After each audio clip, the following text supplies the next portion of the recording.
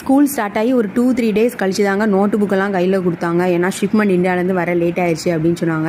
என் பிள்ளைங்களையும் என் ஹஸ்பண்டையும் சரி ஸ்டேஷனில் போய் இந்த நோட்டு புக்கெல்லாம் அட்டை போடுறதுக்கு ஒரு ரோல் வாங்கிட்டு வாங்க, நான் போட்டு தரேன் அப்படின்னு சொல்லி அனுப்புனேன். இவங்க ப்ரௌன் கலரில் யூஸ்வலாக நமக்கு கிடைக்கும்ல, அதை வாங்கிட்டு வராமல் டிஃப்ரெண்ட்டாக வாங்கிட்டு வரேன்னு சொல்லிட்டு டிரான்ஸ்பரண்ட்டாக ஒரு ஷீட்டை வாங்கிட்டு வந்துட்டாங்க.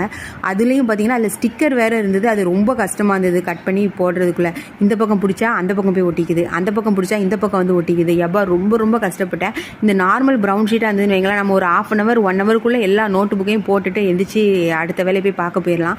இது பார்த்தீங்கன்னா விடிய உட்காந்து போட்டிருக்கேன். ஏன்னா ரொம்ப பார்த்து டைம் எடுத்து கேர்ஃபுல்லாக போடணும். அப்படி இல்லைன்னு பார்த்தீங்கன்னா ஏர் போய் அங்கங்கே போய் பிளாக் ஆகிக்கும். அது வந்து பார்க்கறதுக்கு ரொம்பவே அக்லியாக இருந்தது. நான் என்னோடய ஃபஸ்ட்டு 4-5 நோட்லாம் பார்த்தீங்கன்னா ரொம்ப கேவலமாக போட்டு வச்சுருந்தேன். ஏன்னா ஏர் அங்கங்கே போய் பிளாக் ஆகிருந்தது. அதுக்கப்புறம் போட எனக்கு பழகிடுச்சு. ஆனாலும் அந்தளவுக்கு பெர்ஃபெக்ஷன் இல்லை.